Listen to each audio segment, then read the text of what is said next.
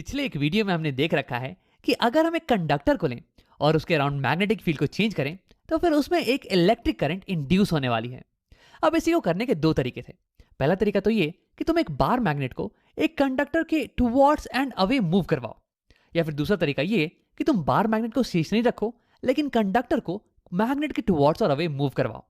अब देखो, ऐसा होता है कि जनरली कंडक्टर को मूव करवाना ये आसान पड़ता है। तो इस वीडियो में हम ये देखने वाले हैं कि कैसे याद रखा जाए कि इंड्यूस करंट की डायरेक्शन क्या है जब एक कंडक्टर एक मैग्नेटिक फील्ड में मूव करे। तो इसके लिए मैं मैग्नेट के दो पोल्स को लेने वाला हूं, नॉर्थ पोल और साउथ पोल, और इन दोनों के बीच की मैग्नेटिक फील्ड को हम कंसिडर करने वाले हैं। अब देखो, इस सेटअप को बनाने के लिए तुम दो बड़े बड़े बार मैग्नेट्स का इस्तेमाल कर सकते थे, एक यहां पे एक यहां पे, या फिर तुम एक सिंगल से हॉर्स शू मैग्नेट का इस्तेमाल कर सकते हो जिसके पोल्स कुछ ऐसे अरेंज हो हॉर्स के शू के शेप में। अब देखो, इस सेटअप का फायदा यह है ना कि यहाँ पे मैग्नेटिक फील्ड ये यूनिफॉर्म है इस रीजन में। यहाँ पे मैग्नेटिक फील्ड हर जगह पे एक ही डायरेक्शन में पॉइंट कर रही है और इसकी स्ट्रेंथ भी हर जगह पे सेम रहने वाली है।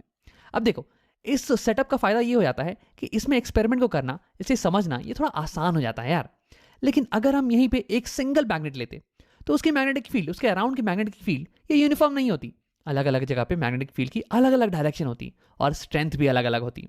तो यार इसमें तो एक्सपेरिमेंट को समझ पाना ये थोड़ा सा मुश्किल हो जाता, इसलिए हम एक यूनिफॉर्म मैग्नेटिक फील्ड को कंसिडर करते हैं। वैसे तो इस केस में भी अगर हम एजेस के पास जाएं तो हमारी फील्ड थोड़ी सी कर्व्ड होने वाली है, लेकिन उसे अभी के लिए हम इग्नोर कर देते हैं। मान लेते हैं कि हमारी फील्ड ये ऑलमोस्ट यूनिफॉर्म है। अब यहां पे मैं लेके आने वाला हूं एक कंडक्टर को, जिसे कि हम मैग्नेटिक फील्ड के रीजन में अंदर बाहर मूव करने वाले हैं। कुछ ऐसे, ये बाहर, फिर ये अंदर कट करता हुआ जाएगा और फिर ये बाहर निकल जाएगा। तो जैसे ये कंडक्टर मूव करता है मैग्नेटिक फील्ड के अक्रॉस, तो यानी कि इसके अक्रॉस की फील्ड, मैग्नेटिक फील्ड ये चेंज कर रही होती है। जब ये बाहर होता है तो कोई फील्ड नहीं है, फिर ये अंदर जाता है फील्ड में और फिर ये बाहर निकल जाता है। तो यानी कि इसके अक्रॉस की मैग्नेटिक फील्ड ये चेंज कर रही है। तो यानी कि इस कंडक्टर में करंट इंड्यूस होने वाला है। वैसे हाँ, असली एक्सपेरिमेंट में ये सर्किट कंप्लीट होता है। यहां से एक वायर होगी जो कि ऐसे जाएगी और फिर ऐसे यहां से भी वायर आएगी और ऐसे यहां पे मिल जाने वाली है, और बीच में मान लो कि एक गैल्वेनोमीटर वगैरह होगा। पर मैंने पूरे सर्किट को यहां पे दिखा नहीं रखा है, सिंप्लिसिटी के लिए मैंने केवल एक ही वायर को दिखा रखा है और इसी को ही हम मैग्नेटिक फील्ड में मूव करने वाले हैं। तो देखो, इस केस में अगर मैं इस वायर को फील्ड में ऊपर की तरफ पुश करूं, कुछ ऐसे ऊपर की तरफ, तो इसमें इंड्यूस करंट होने वाली है। और हमें एक्सपेरिमेंट से ये पता चलता है कि इस पर्टिकुलर केस में इंड्यूस करंट ये बाहर की तरफ होती है, आउट ऑफ द स्क्रीन, कुछ ऐसे। हाँ, अब देखो, अगर इसी केस में मैं एक कंडक्टर को नीचे की तरफ पुश करता तो फिर ये करंट ये अंदर की तरफ इंड्यूस होती। और देखो, इंड्यूस करंट ये मैग्नेटिक फील्ड की डायरेक्शन पे भी डिपेंड करती है। अगर हम फील्ड की डायरेक्शन को भी रिवर्स कर देते ना, तो भी इंड्यूस करंट की डायरेक्शन ये रिवर्स हो जाती। तो इस वीडियो में हमारा सवाल ये है कि हम कैसे याद रखें कि इंड्यूस करंट की डायरेक्शन ये किस डायरेक्शन में आ रही है। देखो, हमारा सवाल ये नहीं है कि करंट ये आउटवर्ड डायरेक्शन में क्यों इंड्यूस हो रही है, ये हमें एक्सपेरिमेंट से मिल रहा है। हमारा सवाल ये है कि जब फील्ड लेफ्ट हो और हम कंडक्टर को ऊपर की तरफ पुश करें तो कैसे हम याद रखें कि करंट बाहर की तरफ इंड्यूस होगी। तो इसके लिए हम इस्तेमाल करने वाले हैं एक नए रूल का, राइट हैंड जनरेटर रूल। तो इसके लिए तो हमने राइट हैंड को लेना और उसकी तीन उंगलियों को कुछ ऐसे खोल देना। थंब, फोर फिंगर और मिडिल फिंगर को कुछ ऐसे खोलना कि ये तीनों एक दूसरे के परपेंडिकुलर हो। तो यहाँ पे थंब ये फोर फिंगर के परपेंडिकुलर है, ये फोर फिंगर ये मिडिल फिंगर के परपेंडिकुलर है, और हमारी थंब भी ये मिडिल फिंगर के परपेंडिकुलर है। तो उसके बाद हमारी थंब ये बताएगी फोर्स के डायरेक्शन को, यानी कि हमारा कंडक्टर ये किस डायरेक्शन में पुश हो रहा है, किस डायरेक्शन पे इस पे फोर्स लग रही है। और हमारी फोर फिंगर ये मैग्नेटिक फील्ड के डायरेक्शन को बताएगी, और इसे हमने रिप्रेजेंट किया है बी से।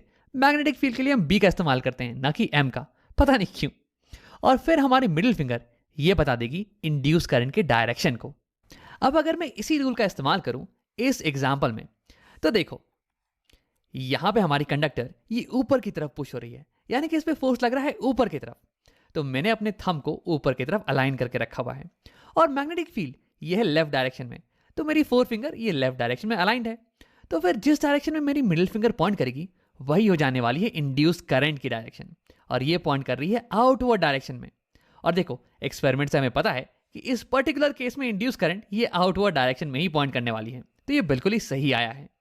अब अगर इस एग्जांपल में हमारी कंडक्टर नीचे की तरफ पुश कर रही होती तो फिर उस केस में करंट किस डायरेक्शन में होने वाला था।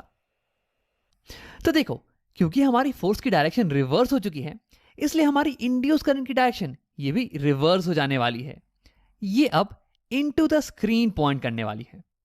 अब आप अपने राइट हैंड जनरेटर रूल का इस्तेमाल करके देख लेते हैं कि क्या ये इस केस में भी काम कर रहा है या नहीं।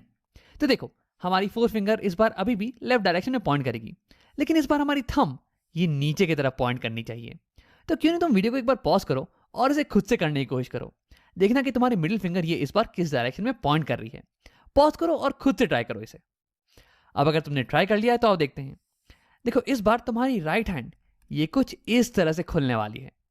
देखो, हमारा थंब ये नीचे की तरफ पॉइंट कर रहा है फोर्स की डायरेक्शन में, और हमारी फोर फिंगर ये मैग्नेटिक फील्ड की डायरेक्शन में लेफ्ट टुवर्ड्स लेफ्ट पॉइंट कर रही है, और हमारी मिडिल फिंगर ये इनटू द स्क्रीन पॉइंट कर रही है, और इसी डायरेक्शन में होनी चाहिए हमारी इंड्यूस करंट।